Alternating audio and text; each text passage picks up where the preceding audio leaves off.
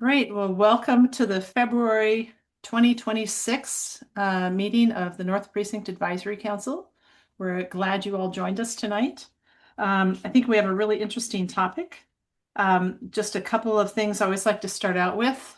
Um, as a reminder, if you're new here this time, we are a volunteer group of folks who are served by the SPD North Precinct. One quick second, let me just let them all in. Okay, and we've been meeting for over 25 years, and we really appreciate you all being here. In order to make sure we get to questions, we want to encourage you to use the chat.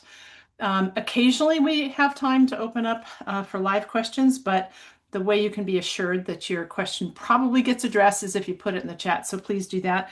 Also note that if you're a person very comfortable raising your hand and have lots of questions, please don't be offended if you don't get called on every time because we are trying to make sure a variety of voices can be heard. We do ask that everybody keep their comments respectful, focused, and to the point as best you can. And again, chat is your friend. I want to call out some of the other board members who are here. You always see my face, but we've also got Susan Strank, who's our vice president, Leon Seaman, Diane Vincent, Nancy Rawhauser, actually, she's absent today, Melinda Jacobson, who are board members. So thanks to them for all of their hard work. Often, although I don't see tonight, we usually have great representation from the city council, which we very much appreciate. Maritza Rivera's liaison is Wendy Sykes. Deborah Juarez is Paul Menifee. And Dan Strauss's is Joel Raphael. Joel almost always slips in here. He's really reliable.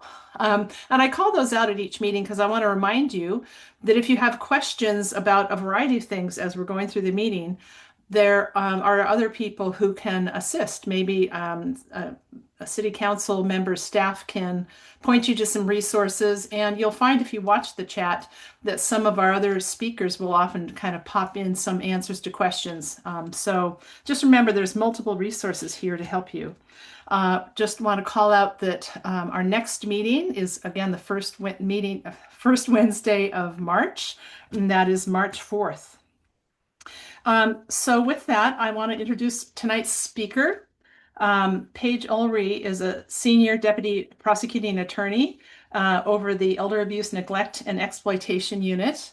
This is a topic that we've had some real interest in from a variety of our members. The North Precinct obviously has an array of people, some living in senior housing, some living alone in residences, many who we have heard are concerned about their safety and also want to know sort of how things work in the system. What are the resources and how are elder abuse cases prosecuted? And before I turn over the podium to Paige, I do want to just call out one really nice little thing, which is that you may not know, but Paige really was instrumental in setting up the courthouse dog program many years ago. And it's now a national program. It started here. She started it. And her very good dog, Errol, recently retired this fall. So thank you, Errol, for your service. And I just wanted to call that out. I think that's something that's made a real difference in a lot of people's lives. So we'll switch back to elder abuse, but we couldn't avoid giving our thanks to you and to Errol. So with that, I'm going to hand over the spotlight to you. And Paige, you are on. Thank you, Thank Katie. you. That's so nice. And Errol is here in my house right now, and I may have to get up and let him in or out as the evening progresses. So let's see how that goes. Let me just put this on my presentation. Can you all see the presentation? We can only see you at this time. Okay, why is that? Let's see. Try again.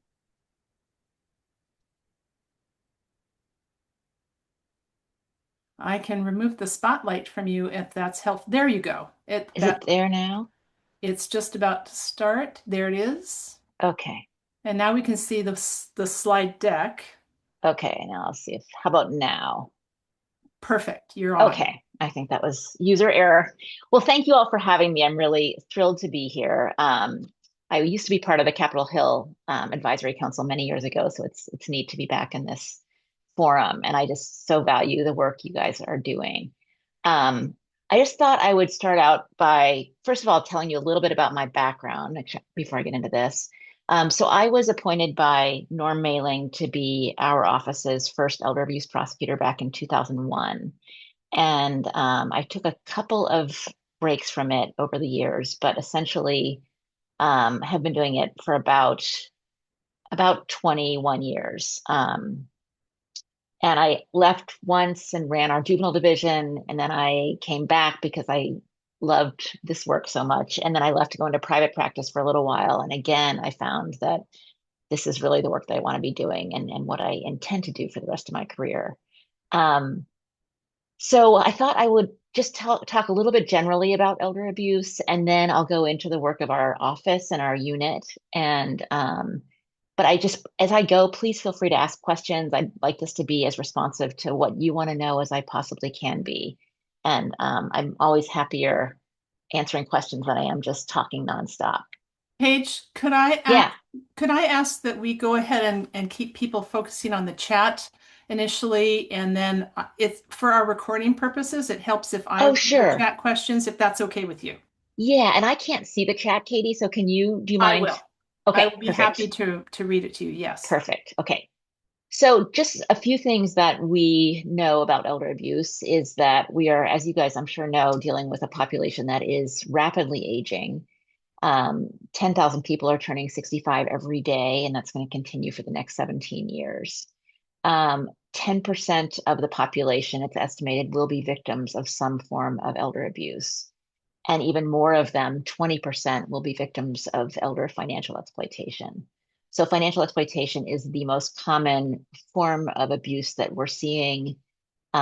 Self-neglect is also very high, but we don't consider that abuse, obviously, since it's something that you do to yourself.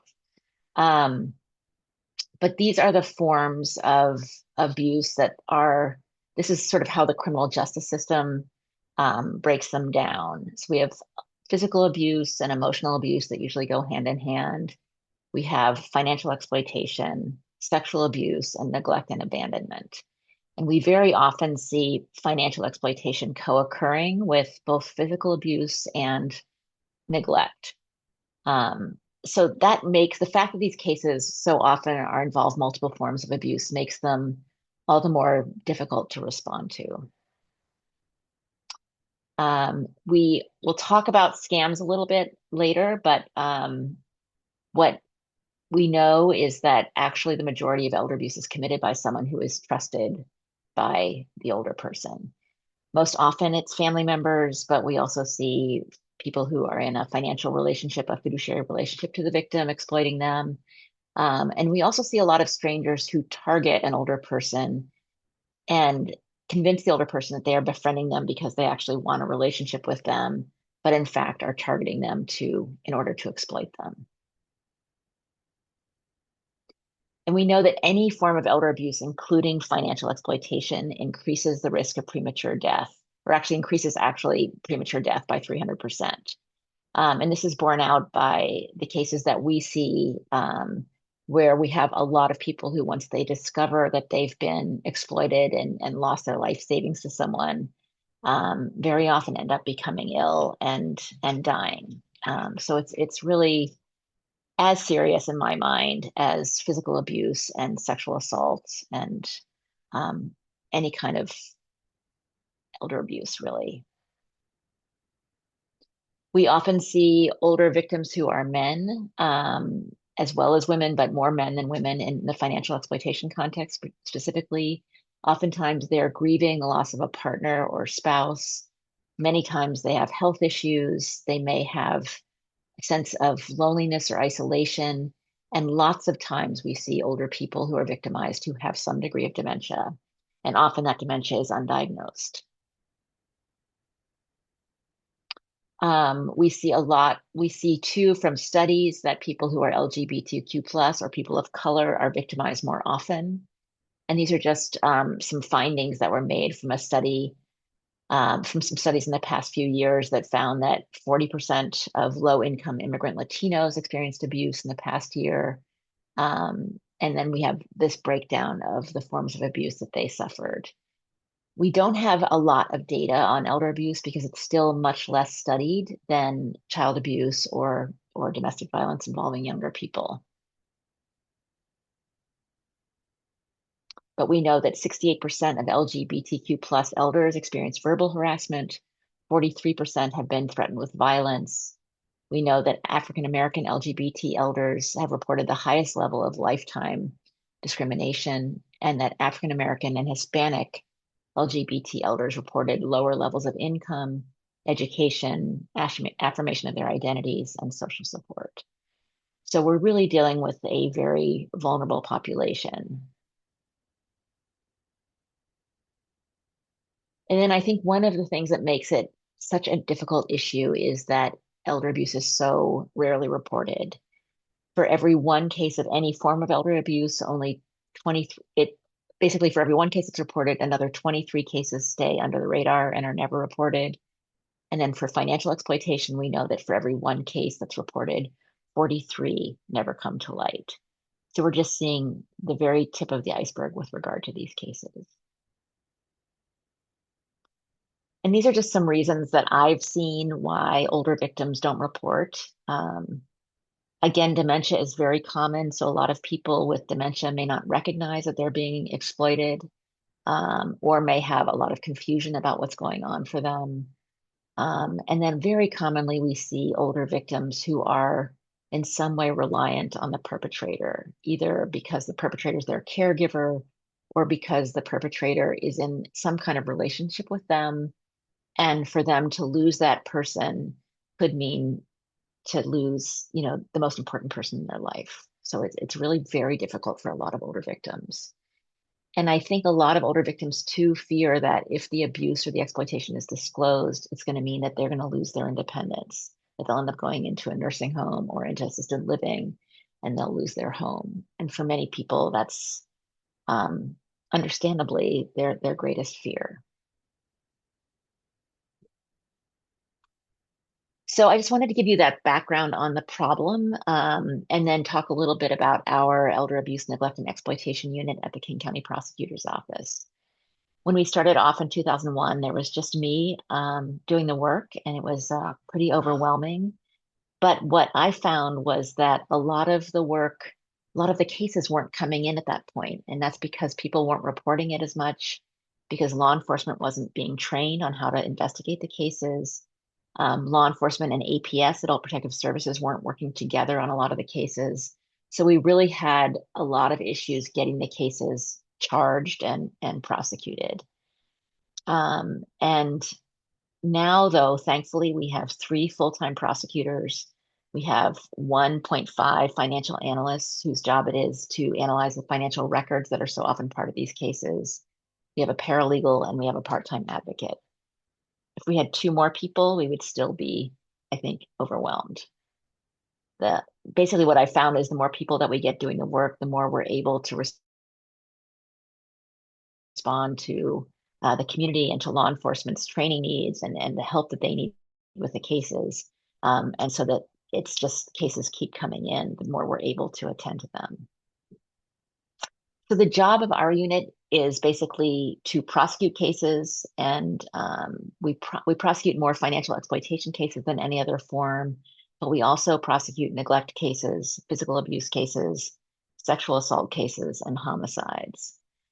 As part of our work, we also help detectives with search warrants, and we also advise and train detectives on investigations. These cases are inherently very complicated, so a lot of law enforcement has not received training on how to investigate and respond to them. And the reason they're complicated is because they inevitably involve a lot of issues involving financial records, medical records. They also involve issues of capacity, cognitive capacity, where when we're dealing with someone with dementia, we may have to determine whether or not they had capacity to consent to whatever the issue is that's been claimed. So for instance, if someone is we get a report that a victim has been, or an older person has been financially exploited, they've given up their life savings to someone, we have to figure out whether that they actually did that or whether they somehow consented to give their money to someone else. Usually the suspect claims that the victim consented, the victim wanted them to have their money. So we're trying to figure out, often years later, years after the crime occurred, whether that is actually true that the victim consented. And in order to do that, we need to analyze the financial records. We need to look at their medical records. We need to see whether they had the capacity to consent. We need to see whether the perpetrator lied to them and obtained their money based on those lies, whether there was undue influence involved. There's just a lot of different things at play in these cases that make them really challenging for everybody. So also part of our work is to train first responders, the healthcare community, and the public on recognizing these cases and reporting them. And we've been working since 2001, when my position was created, to improve how we respond to elder abuse systematically in King County.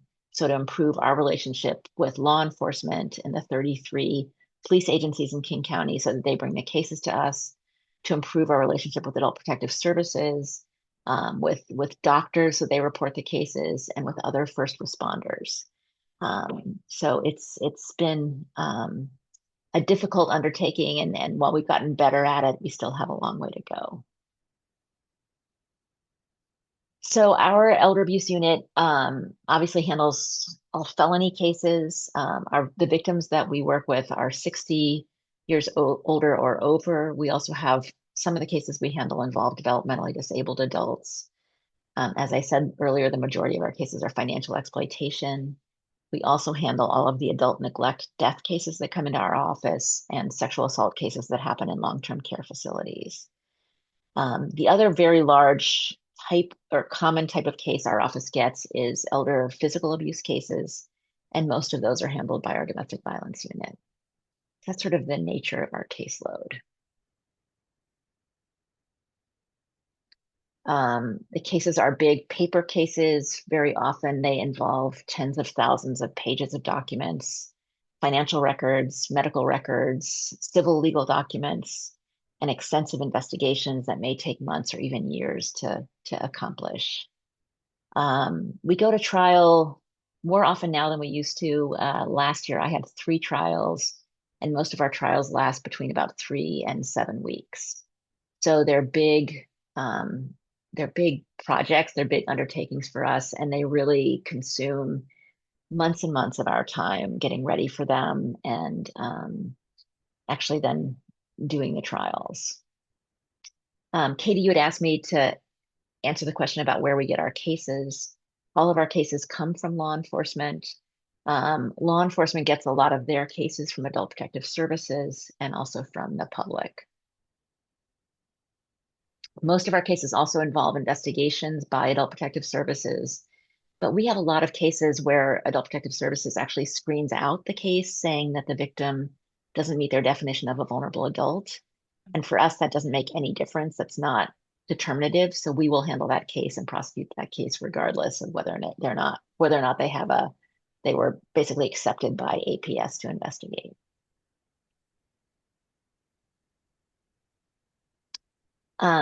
I also wanted just to mention the elder abuse multidisciplinary team that we partner with Aging and Disability Services on. And this is a project that has now we're in our 6th year. We were funded by the Veterans and Human Services Levy of King County.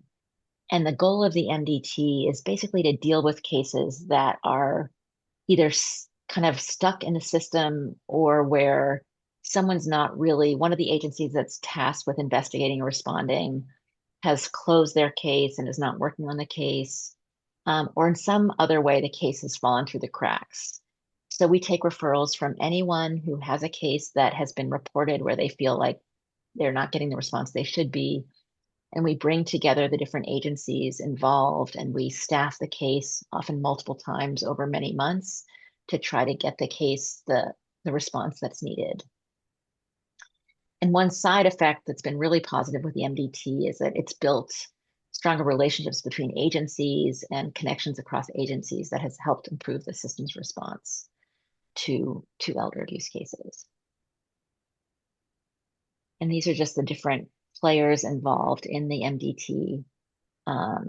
APS, Aging and Disability Services, our office, the King County Sheriff's Office. We have geriatricians from Swedish Geriatric Medicine, the Developmental Disabilities Administration, also the Geriatric Regional Assessment Team.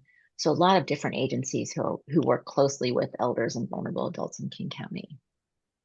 And through the work of the team, we often get people proper medical care. We have them evaluated for capacity. We get law enforcement to respond if they haven't been engaged. We get APS involved if they haven't been engaged, and really try to collaborate amongst agencies to help the victim and often get the case investigated and prosecuted. And this is just a list of sort of the qualifiers for cases for our MDT. So it reaches victims starting who are 55 years older or older, but also people who are developmentally disabled, who reside in King County or where the abuse has occurred in King County, and most significantly, where the case has been reported either to APS or law enforcement, but there are concerns about the response. So I have my contact information at the end of this right here. And if you have a case that you would like to staff for the MDT, or just that you're worried about is not getting the response it needs either from law enforcement from any of the police agencies in King County or from APS, please feel free to reach out to me and I'll talk to you about the case and we will figure out the best response to the case. That's Seattle great. Police is one of the few agencies that has a dedicated elder abuse detective. So if the case is a City of Seattle case, what I will often do is call Detective Sandbeck, and he will immediately help out and get engaged if we think the case is criminal. Nice. So that's sort of just the introduction to who we are and the work we do. And I just thought it would make most sense for me to just answer questions from here on in, if that makes sense to you guys. That's great. Okay. And although some of these look like they're from me, these are things that have come into us. So, do you know what percentage of those subject to financial scams receive any portion of their loss back? I am going to guess it's a very, very small fraction. So for scams, what we know is that some of them are in person. So we have a lot of contractor scams that happen in King County and in Seattle, where someone will knock on an older person's door and convince them that they have a roof that needs to be repaired, and then proceed to take exorbitant amounts of money to do this alleged repair and then to do it poorly. We also see scams that occur online and by phone and also by mail. There's just a lot of different varieties of scams that are happening to older adults and younger adults in our county right now. And I know that IC3, which is the sort of part of the FBI that works on scams, has been able to claw back some money and prevent some money from being lost if it's reported right away, even if it's an international scam. But I think the number of times they've been able to do that successfully is relatively low. So it's a pretty poor return on those cases. Yeah, it's getting, I think, harder too because money moves very quickly these days. Yes. So now I Great. think I've put your contact information in the chat, and if you take Great. yourself off of your, Oh, good. then we can see you better. Excellent. There we go. I Okay. can see the chat too. Okay. Yes. I'm just going to say we Okay. had a case in King County that where I got a call from a detective asking me if this case was civil, and it was a case of a contractor who proceeded to basically scam an older man out of about $200,000. And that man had wired a $200,000 sum to the people that these scammers had asked him to, and the people he wired it to were in New York. And he jumped on it so quickly that we managed to do a search warrant for those funds, and he actually got that money back to the victim. Wow. That case then went to the FBI, and the FBI successfully investigated it, and it was prosecuted by the feds. So once in a while, if we get a quick enough response, we can actually do something positive with those scams. Nice. Yeah. Okay, so comment here, the process is very difficult to navigate without knowing the technology and how and when to report, and then getting the person served without retaliation. That's an issue that we've heard come up too, depending on the situation. So, could you maybe go over again, where's the first line of reporting a situation if you see something? Definitely log to 911, call 911 and getting local law enforcement involved, even if it ends up being a case that's involves an international scammer. Law enforcement can help guide the victim to IC3, which is the FBI. And if law enforcement isn't sure what to do about a case, they're welcome to reach out to us and we can connect them to the FBI agents who might be working on a case. But IC3, reporting quickly to IC3 um, is usually the quickest way to get the feds involved and to find out if there's any chance of getting the victim's money back. And could you tell us again what does IC3 mean? It's the wing of the FBI that handles scams. So it's ic3.gov is their website. Okay, great. But I would still call law enforcement first because they can often help sort of facilitate that reporting. Okay. Um, Assisted living is very expensive, so people may feel they must stay in their home or be dependent on others. Are there programs you know of which help elders connect in a community that can help watch out for them? Obviously, that's Um, not exactly your forte, except that you may have come across some. so is that talking about sort of, you mean people who might help sort of protect people in Avoid, the community? Or are well, you talking yeah, about or scams in some, particular? I think that, for example, I've heard of a program in the Finney neighborhood community has a program that connects people to help them live in their homes. Just anything like that that kind of helps avoid elder abuse in the first place. Yeah, I mean, I think the senior centers throughout the county are really wonderful and have just great networks and great solutions for people. And a great, really what we want to be doing is reducing people's isolation. And I think they have a lot of wonderful services and ways to help connect people to services and to community. And that's really the best hope we have, I think, of reducing elder abuse. Hmm. And also just having eyes on so that someone can report if there is something going on. Hmm. There's also the villages. There's some villages that are it's a wonderful new program that connects people who live in their own homes and helps sort of create this sort of remote, or I guess village through a community that helps reach out to people and help provide caregivers and services and helps connect them to a community even though they're living in their own homes. So there's a lot of great programs like that in King County that have become increasingly successful. There's That's also great. Senior Services of King County that has a lot of different services and ways to connect people Hmm. to community here. Okay. Leon asks, can you describe a case or two that you've dealt with?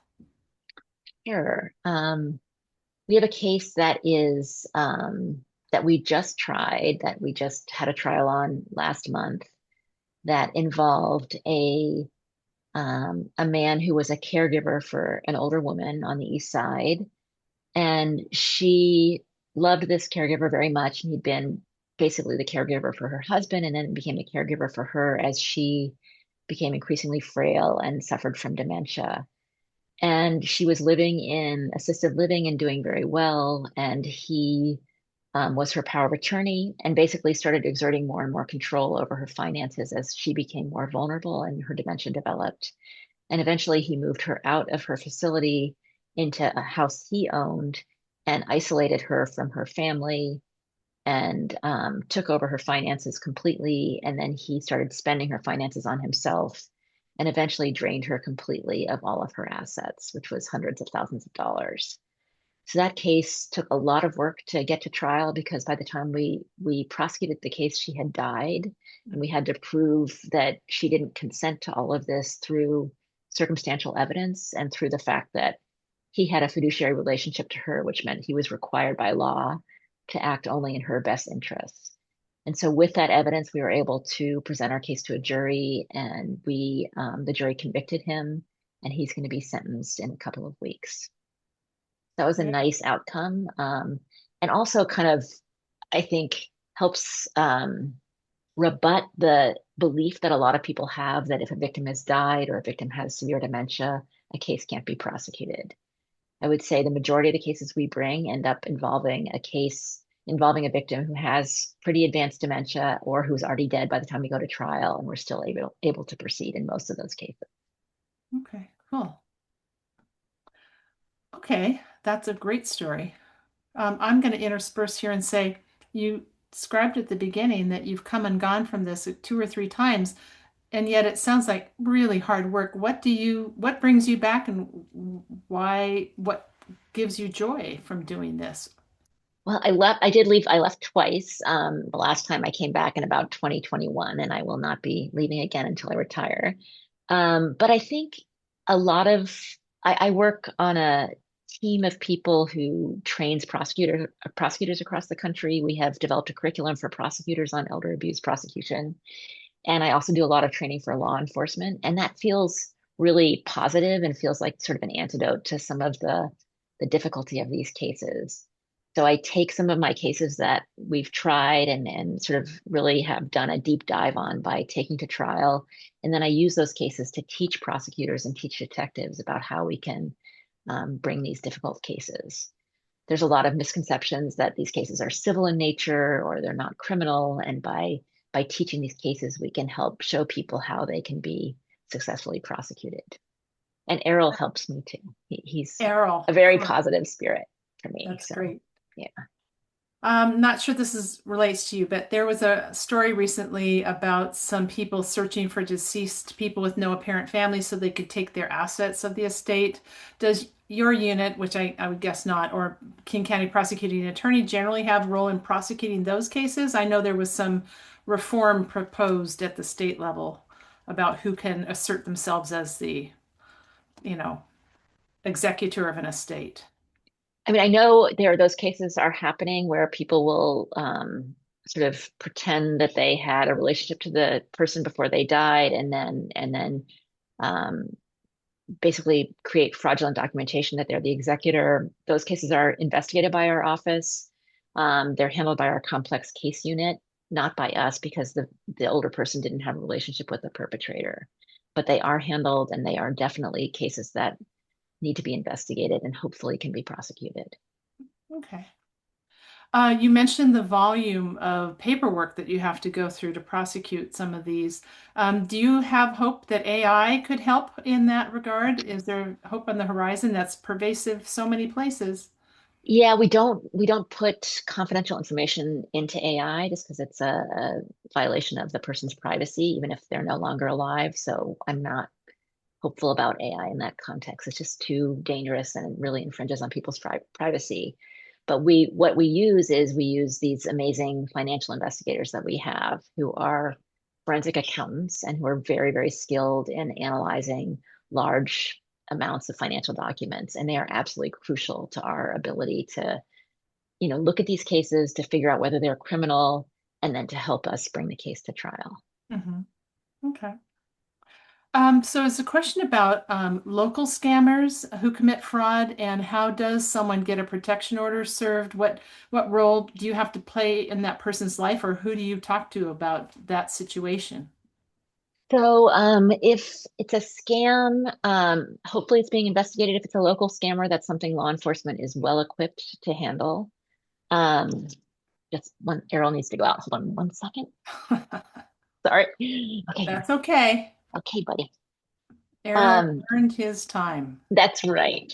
So, that's the kind of thing where we're seeing these contractor scams. We're seeing, also we've had a number of cases of people who will approach an older person who appears to be alone, like an older man who's shopping at the grocery store. We've had a lot of cases where a younger woman has approached him and pretended to know him and then befriended him and then proceeded to exploit him. So that's really also a form of this kind of more, interpersonal type of scam that we see.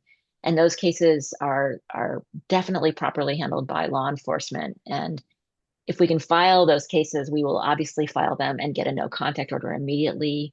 But we will also get involved, if law enforcement is involved, we can help get the victim a protection order. And that is through, we have an advocate in our office, but also Aging and Disability Services has two wonderful elder abuse advocates who can help victims get vulnerable adult protection orders or just help them deal with the effects of the exploitation or the abuse. So we've got resources now that we didn't used to have, and it's really, really just we've made huge strides in that way. So I think we can help victims much better than we were able to in the past. Mhm. Dawn is calling out that Wider Horizons is a great organization for seniors. They are a village program like Paige Right. mentioned. Yes. Yes, that's great. Great suggestion, Don. Thank you. Nice. Jeff asks, could a non-lawyer read the curriculum? If so, then how?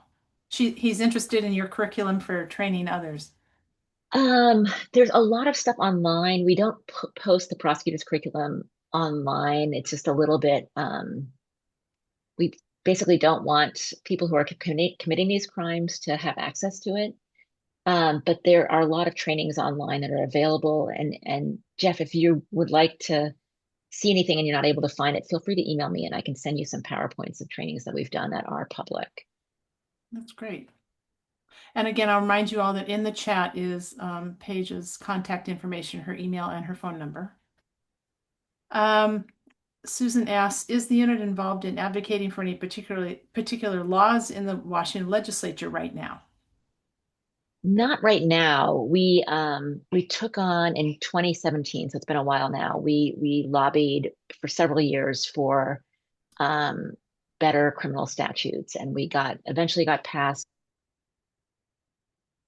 a law, a crime of theft from a vulnerable adult, and that increased the penalties for theft when the victim is an older adult and vulnerable, and also increased the statute of limitations. So gave us a 6-year statute of limitations for these crimes, which is really important because we oftentimes don't find out about them until years after they've occurred. We also changed the criminal mistreatment statute, which is our neglect statute, and made it easier for us to prove that as well. The statute also created a authority for this multidisciplinary team. So it was sort of an elder abuse omnibus bill that was passed that continues to have a really positive effect on our ability to handle these cases better. That's great. Couple comments. It's so complicated, that is for sure. Yes, Jeff it is says thank complicated. you. And Michael is saying, do you prosecute internet scams? Usually those are done, Michael, from by people who are international. So we don't typically have the ability to handle those cases. But if we can find out that the perpetrator is local, we certainly can do it. The fact that it's being done online doesn't mean that it's impossible for us to do. But what it usually means is that it's some kind of international scam, and so that's handled usually by the FBI. But again, sometimes what we see is these international scams might have local players. So they might have like a courier who's been paid by someone overseas to pick up money from a victim. And in those cases, local law enforcement has done really great things to arrest those couriers and to prosecute them, and sometimes to get information that we can turn over to the FBI that can then help with the larger scheme that might be international. That's great. Okay, do we have any other questions? We've covered quite a little spectrum here. It looks like we are wrapping up. Okay. So that's wonderful. Thank you so much. We really appreciate it. I will say, I keep having the impression that it kind of takes a village. We had a mail carrier recently who's always keeps an eye out. He's been our mail carrier for years, and he let us know that one of his regulars wasn't doing his normal pattern, and we all were able as a neighborhood to step in and found he had fallen, and there were a couple other things going on. But you never know where somebody could be watching out for other people. That's It's right. good to know where to intervene. So we That's really appreciate great. that you are doing that with your whole career. Thank you, Katie. And I'm really happy to help on any cases you guys are struggling with. Don't hesitate to reach out to me. Okay, thank you very Okay. much. We Thank you so appreciate you. much. All right. Take care. Take care. All right. Next up is our regular report from Meagan Westphal, the city attorney's office. I'm going to spotlight you. Did you have any slides, Meagan? You usually don't, but Do you No, need just anything to share? tonight. Yeah.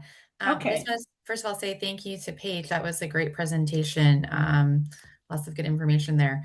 And if you don't know about the courthouse dog program that Katie was mentioning, read up about it. It's a really cool program that King County took part in, or still takes part in.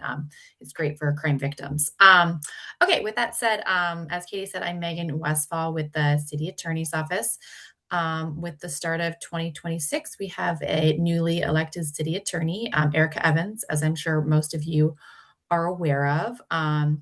I hope she's going to be able to attend one of the meetings in the near future and be able to kind of share for a few minutes with the group kind of some of her visions and ideas for the office going forward. So I'll be sure to invite We her. have her on our list. Yeah, she unfortunately I don't think was able to attend tonight, but she's aware of the next few meetings. So hopefully one of those will pan out and we'll be able to have her as a guest. So we can Yes. definitely coordinate on that going forward.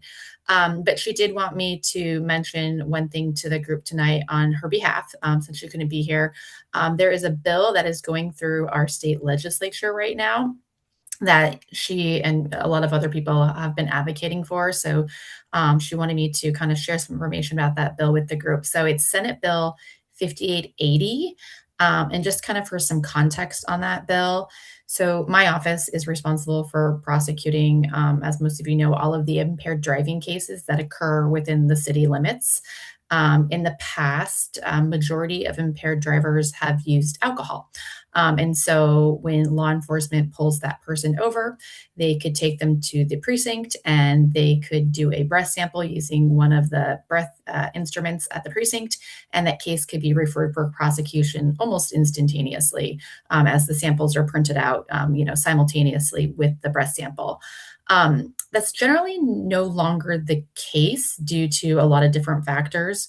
One of those factors is the increase of drug use and then polydrug use, right, where someone may be using alcohol and some other drug, which in that case, the breath sample wouldn't be entirely accurate as to what the impairing drugs are in their system. And so then what we're seeing is law enforcement's need to seek search warrants to get blood samples in those cases so we can understand what impairing factors are in the person's blood. Additionally, we also have the use of technology, which has really taken off over the past 10 years, I'd say, or so, where officers are it's easier for officers to apply for warrants. It's quicker. They're more efficient at doing it and whatnot. And so then kind of the natural consequence of that is that officers are going to be utilizing search warrants to get blood samples for people in impaired driving cases. And then finally, I mentioned this at a prior NPAC, but there has been the introduction of officers as phlebotomists, so the person that's able to also draw the blood at the scene. And so kind of all of those factors together have created kind of this perfect storm of us seeing a lot more blood samples in our impaired driving cases. And so over the past year, the number of toxicology referrals, so blood samples that are being referred, not just from SPD, but from all over the state of Washington and other accompanying states, Alaska, parts of Idaho, they send their samples to our state tox lab as well. It topped out at over 19,000 samples last year, which is a 5% increase from the previous year. And that increase is consistent with trends from preceding years. And so it's likely that we'll see that increase to continue year over year with, probably a 5% uptick every year going forward. And so the current turnaround time for analysis at our state lab is 10 months for any sample where alcohol is suspected, and 22 months for any sample where drugs are suspected.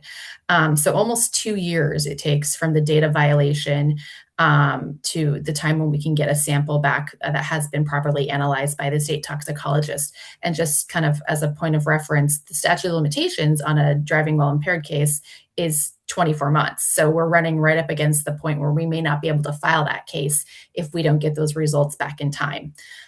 Despite the lab's efforts to train and retain more scientists, they tried to open up a lab in Federal Way. It's really been unable to really keep up with the current trend in Washington, where we're seeing more and more of these cases coming in. And that's clearly evidenced by the fact that we have this giant backlog of cases at the state toxicology lab. So this bill in its original filed form would allow any lab processing, would allow any lab to process these samples as long as it has the same accreditations of our state labs. And so it wouldn't require any fiscal notes, although it's now been flagged for to go to the financial committee. But in practice, if signed into law, the bill would allow for either law enforcement agencies to directly submit their samples to outside labs for analysis at their own expense, or law enforcement agencies could have their already submitted samples, so the backlog of 19,000 that have yet to be analyzed, removed from that backlog and then sent to another lab, independent lab, for analysis. And the thing here is that the outside labs really possess greater resources than our state toxicology lab, and can produce results really in a matter of mere weeks. And so another thing to keep in mind is the bill wouldn't disturb the current analytical framework governing the analysis of blood results or how these are being able to be used forensically at trial. So this bill did actually pass out of committee and is now, like I said, with Finance Committee. So we shall see kind of in due time whether or not this bill goes forward. The city attorney did want me to flag this issue for you all, as this is something that she supports, as the impacts it would have on public safety are really immeasurable.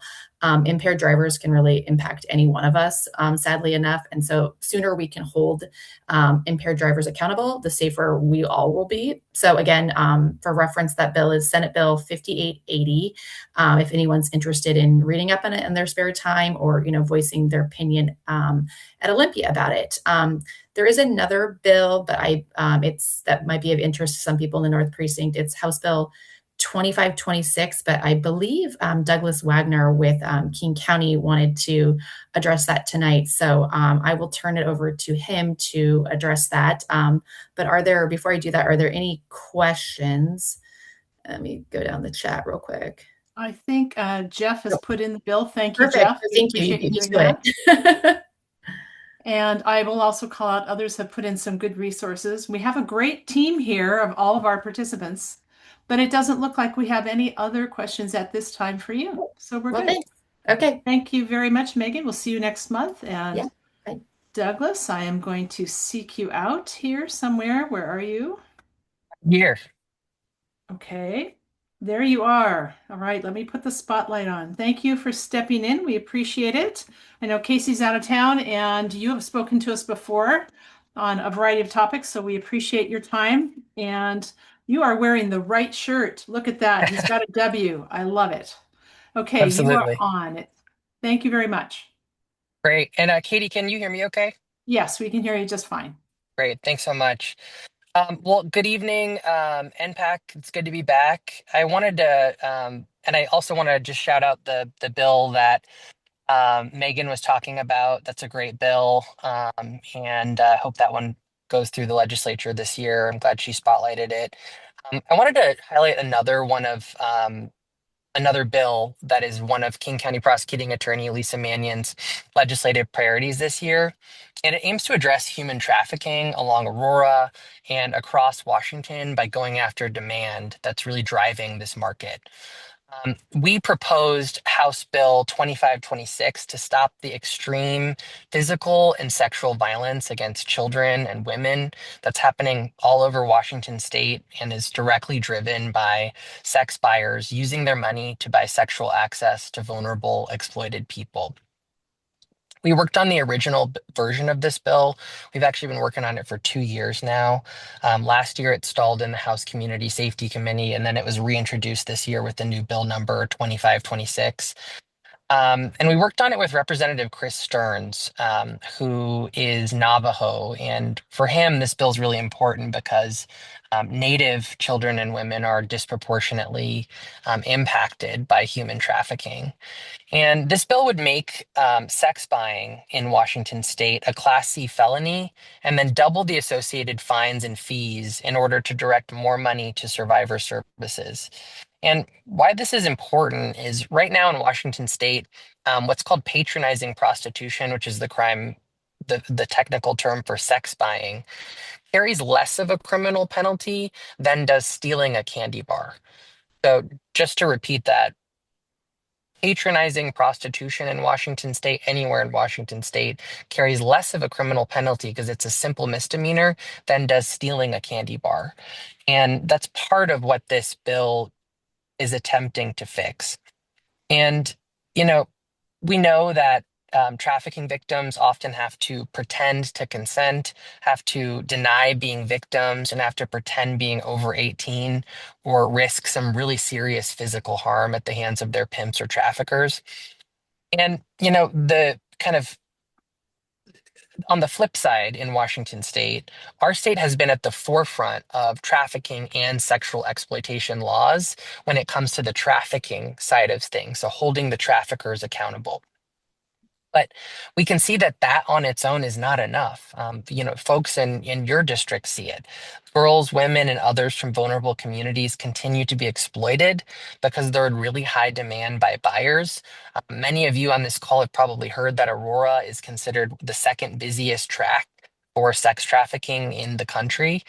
And, we know really, really unfortunately and disturbingly that there's multiple children being pulled off the track on Aurora each week.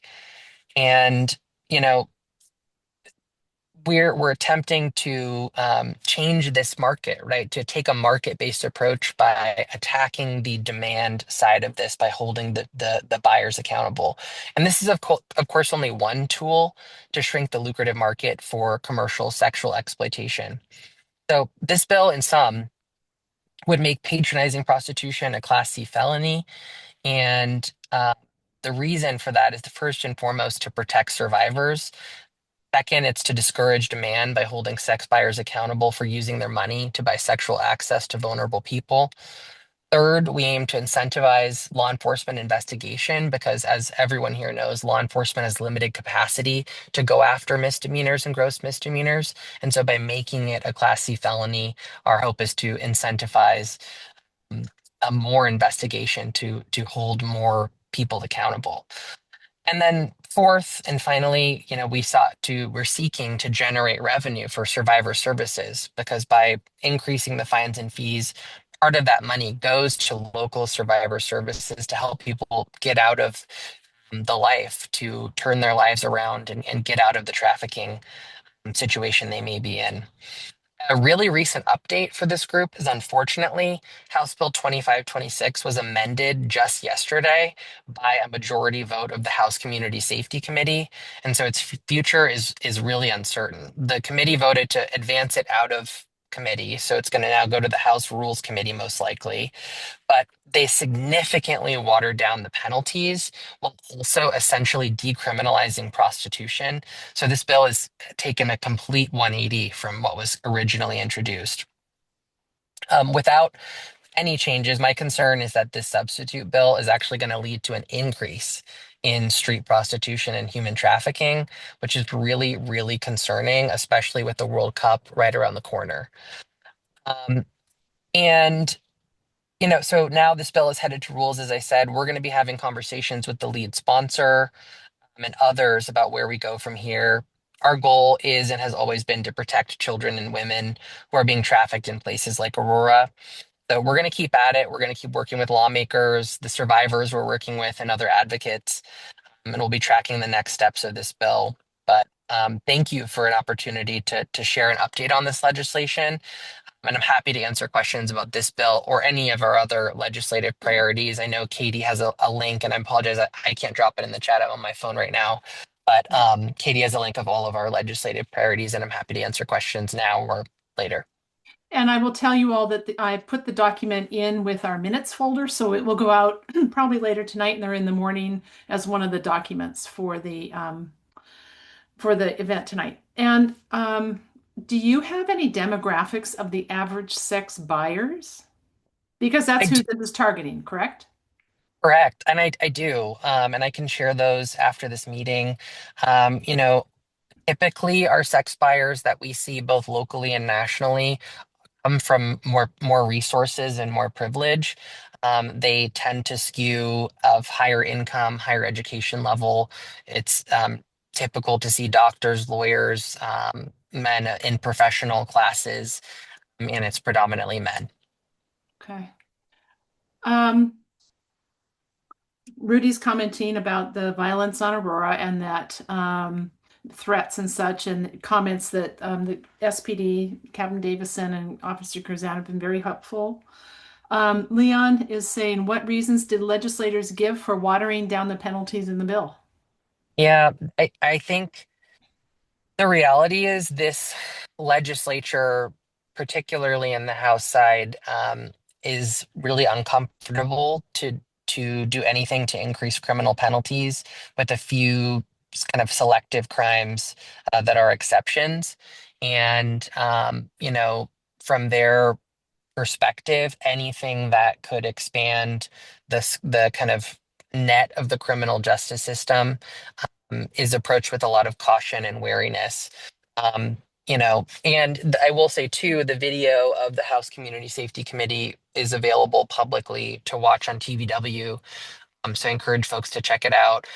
Other members, mentioned, their interest in. I will say, I think across the board on the committee, there's agreement that something should be done to protect survivors of trafficking. I just think there's a fundamental disagreement about how we go about that. And, from our perspective, if you move to essentially decriminalize prostitution, which is what they voted to do, with no serious penalties for the buyers, I don't see how that ends in any other way other than a boom in street-based prostitution and trafficking, Okay. unfortunately.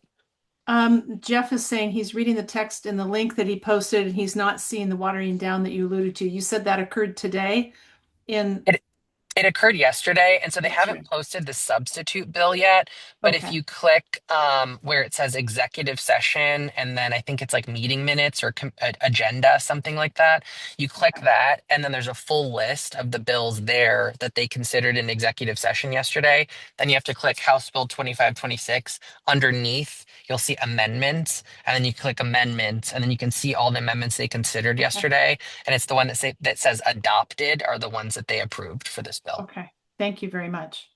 Mhm. Diane is commenting, have you watched the presentation with stats at the Seattle City Council? She says it was excellent. So just FYI. Thank you. Thank you, Yes. Diana. Yeah. I think that was on the same bill. And Rudy says again, the injuries are not forgettable. So. Yeah. It's really terrible. I mean, we did a presentation for lawmakers over the summer.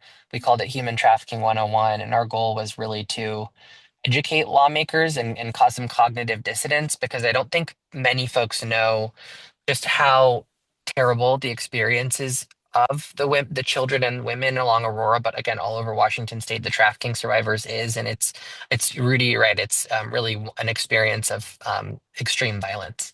Yes. Okay, well, we will include the information about that bill and also about Meagan's, the bill Meagan called out in our minutes and with our outbound email. So thank you very much. We really appreciate hearing about this important piece of legislation. And again, thank you for stepping in to cover for Casey. We appreciate it very much. My pleasure. Thanks for having me. Thank you very much. Okay, folks, now it is time for the captain's update. Captain Davisson, there you are. Hang on a second. Welcome, and we're glad to see you. And you are on. Thank you. I hope you can hear me okay. We can hear you just fine. Awesome. So as with every first Wednesday of the month, I presented at CSTAT this morning to our command staff, our chief, and our deputy chief as well.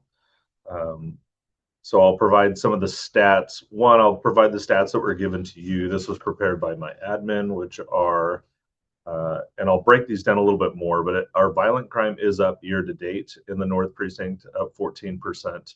And we'll discuss some of the numbers here in a second. Property crime's up 2%. Burglary is up 6%. Motor vehicle theft is up 9%. And then shots fired are actually down 47%. Over the last 28 days, the violent crime is up 8%, down in property crime 3%. Again, so that's the difference between 28 days and up to current time. Burglaries down 5%, motor vehicle theft up 9%, and then shots fired down 46%. So that's the numbers that you all get. A breakdown of those numbers a little bit, getting a little bit more granular with them. Excuse me. We've had 0 homicides, knock on wood, this year in the North Precinct. We hope that number stays that way all the way through 2026. Fingers crossed. Our rape incidents have not changed year to date based off of the prior year. Our robberies have actually gone down 23%. Aggravated assault is where we see that jump. There's 20 additional aggravated assaults in the North Precinct from 53 to 73. So that's a 38% jump. So that's why you see violent crime up 14%.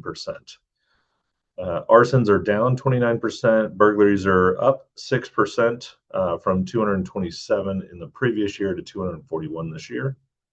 Larceny is down 7%. Motor vehicle theft is up 9%. That's from 198 last year to 215. And we'll go into some of the things that the North Precinct's been doing to try to address this. Because we're not satisfied with the numbers, and we won't be. Our chief gave a great presentation the other day, kind of a year in review of the Seattle Police Department, indicating that the majority of crime, violent crime as well as property crime, is down significantly. And I think he kind of gave us the good jumping off point, saying that we're not touting that we've won or that we have finished the race. In fact, we're just, one lap into a marathon, essentially.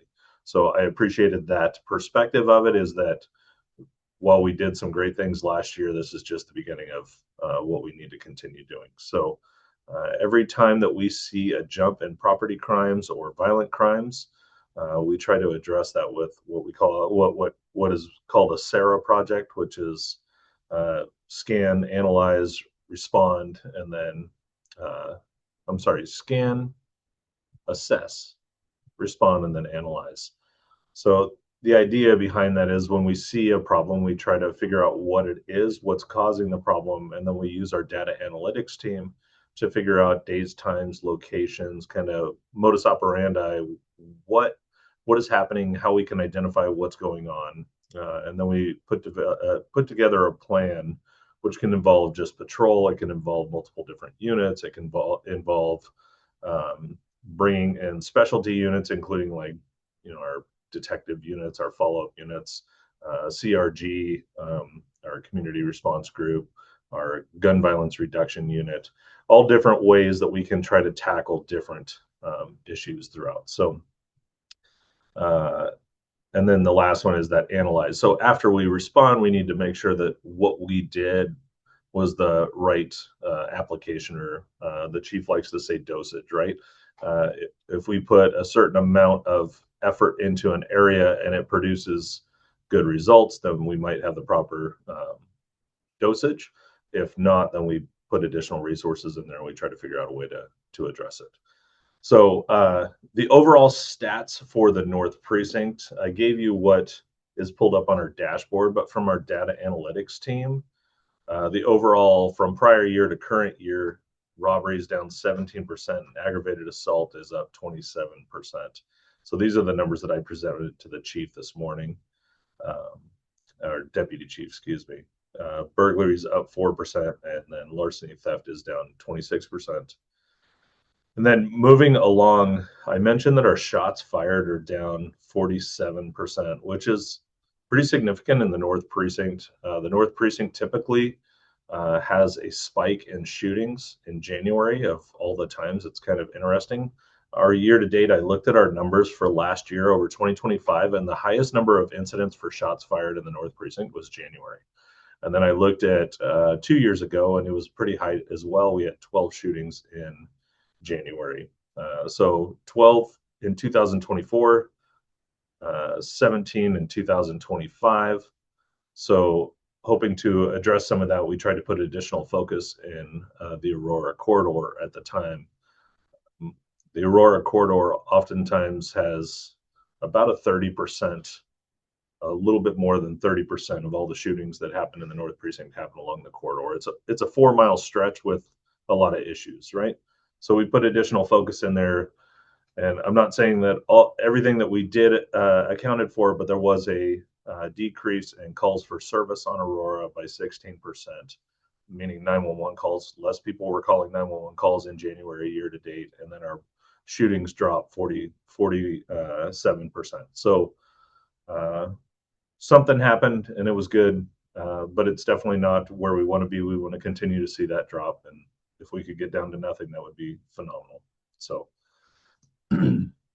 moving along, let me get to the university district. Our university district calls for service. The incidents that we had are down 50% from 2025 in January timeframe, which are great. Like to see that. Our on views and kind of the issues that are happening there, our calls for service also decreased 15% from 2025. And then one of the spikes that we're seeing right now is in kind of the Wallingford, Ballard, and Fremont area. We're seeing a lot of property crime that has gone up. So we've seen an increase in the Wallingford area with burglary and larceny and motor vehicle theft.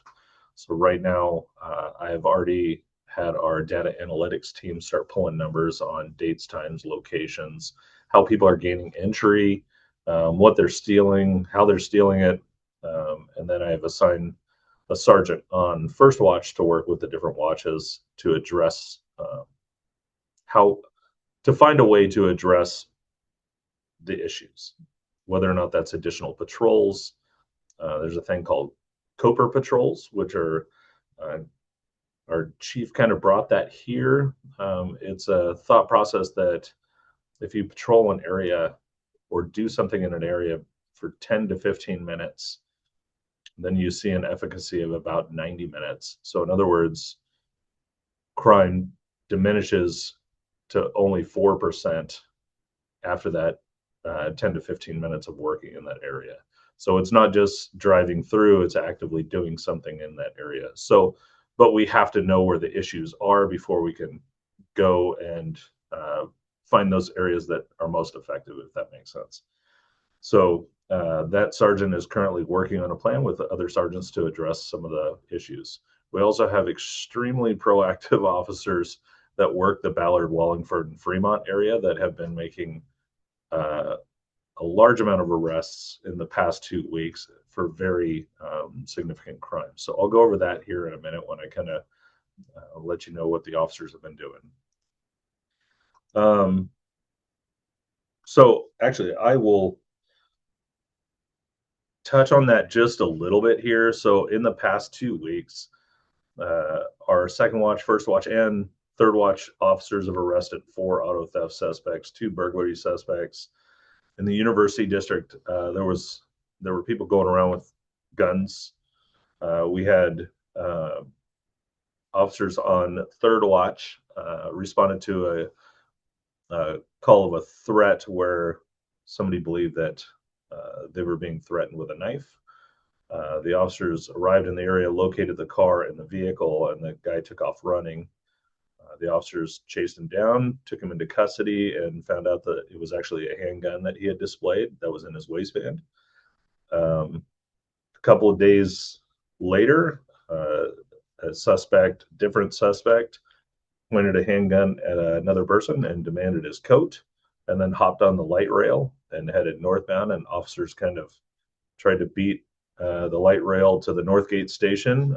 They arrived as the suspect was getting off of the light rail and took him into custody and recovered the handgun as well. So officers doing really, really good work. Real big shout out to Officer Cousley. Officer Cousley found out that there was a rape that happened on the watch before his. He's a third watch officer. This happened, the person was picked up at 90 in Aurora and then taken to an alternate location and was raped.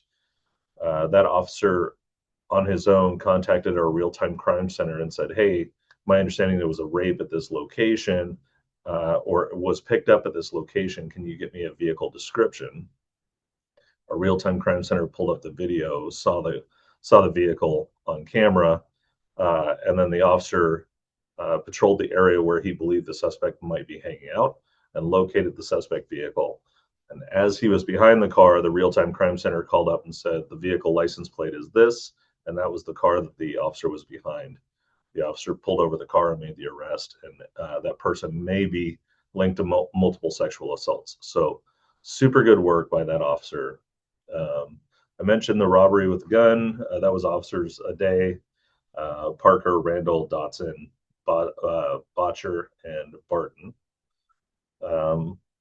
The burglary arrest I mentioned, there was somebody that was trying door handles and was stealing a package and then was still trying to get into somebody's house. Officers Lupestein and Sergeant Taylor responded and took that person into custody. That person also had a failure to register as a sex offender warrant. So really good arrest there. And then multiple stolen vehicle arrests I've mentioned. One of the ones was just the other night just last night, excuse me. Officers Lee and Brooks were patrolling the Sandpoint area. We had a vehicle that was firing rounds out down there a previous night, so they were patrolling that area trying to keep it safe. They located a stolen vehicle. The person took off on them, went around a corner and crashed, and then tried to bail out of the car. The officers apprehended him after a foot pursuit. He had a warrant for unlawful possession of a firearm and then had drugs, methamphetamine and heroin on him. So really, really good work. One more shout out. We had an arrest bulletin that was put out yesterday at 8:30 in the morning for a DV suspect, domestic violence suspect, that was described as an obsessional, delusional stalker, and he was stalking his victim. It was related to a burglary and a stalking incident. So that bulletin went out at 8:30. Our officers on second watch came on duty and immediately tried to locate this person, located him at a residence, and then had him exit, and they took him into custody within 5 hours of the bulletin going out for this person. I thought it was amazing work. So I believe that's all I have right now. So let me just double check that I don't have any more stuff in my PowerPoint here. And I don't believe so. I did attend today. I attended the DESC Clover Place grand opening. That's at 4905 Aurora. The mayor spoke at that as well. There's also an article on the Como News if you want to read about it. And I believe that's it. So Great. Thank you. yeah. So comment from Rudy. The Crown Hill Walgreens has become a target for retail theft and threats. We are concerned it will be the next store to close unless something happens. They use Metro Transit and cars parked south. Is that one that you're familiar with or on the radar for in Crown Hill? I will document that and I will see what we can do. Okay, thank you. So Jeff says, Captain Douglas made the prediction that if the legislature waters down the law concerning commercial exploitation of sex, then the amount of sex trafficking in the state in general and Aurora in particular will increase. Is the SPD in a position to make measurements to test this prediction? I'm not understanding are they in a position to make measurements? I mean, we're constantly in contact with the prosecutor's office as well as the mayor's office, as well as the city council, kind of working on strategies to address the sex trafficking trade. I mean, being in a position to change the measure or to add emphasis, I mean, our vice unit is always there as well to add influence or let them know about experiences and what's going on Aurora with their research and their ability to basically make arrests and have kind of that expert knowledge on what's going on there. So do you know if SPD and other law enforcement agencies are supportive of this bill? Are you familiar with the bill? I wasn't familiar with the bill until tonight. I would have to pass that off to Meagan. She might know a little bit more about it. This was the first that I had heard about it when I heard the presentation. So, let's see. Rudy says Petoskey's was probably a break-in about 5 a.m. with gas generator brought in probably to power cutting tools. that's what started the fire inside the back door, looking at cameras, confident that Petoskey's will be rebuilt. So Okay. I'm not familiar with that. That's a restaurant, is that potentially that burned down Petoskey's? I'm not I don't sure. know. I can look into it. Okay. Dawn says, thanks for all of your team's work. We appreciate your partnership.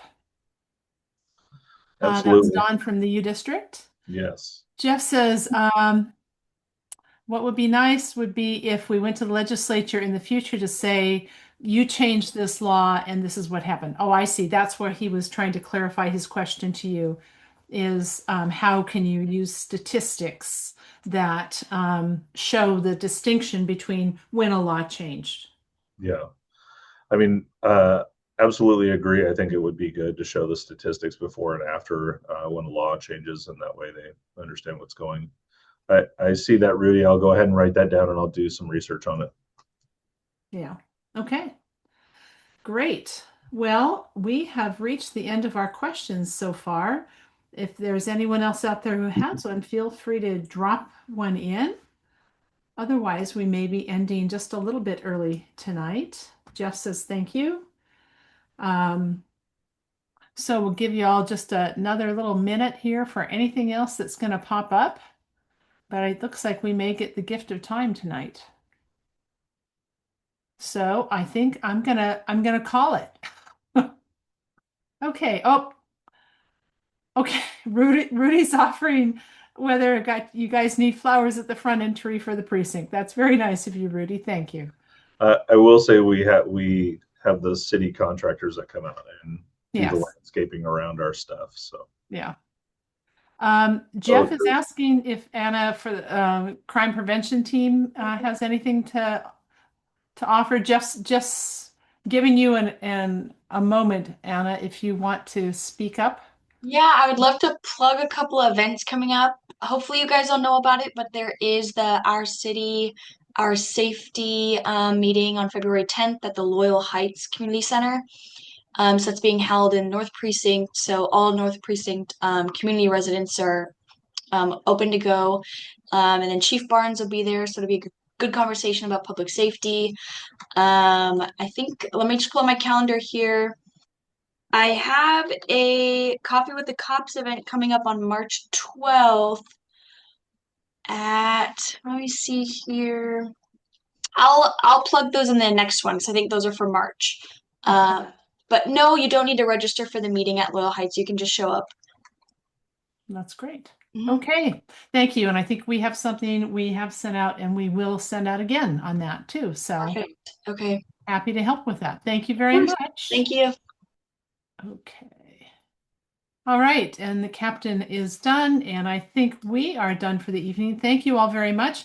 And I want to thank those of you who, one of the things I really appreciate about this group is the way that each of you who has knowledge about different aspects about questions people are asking, when you pitch in, Jeff and others, Patricia, when you share some information, that really helps everybody. So thank you very much.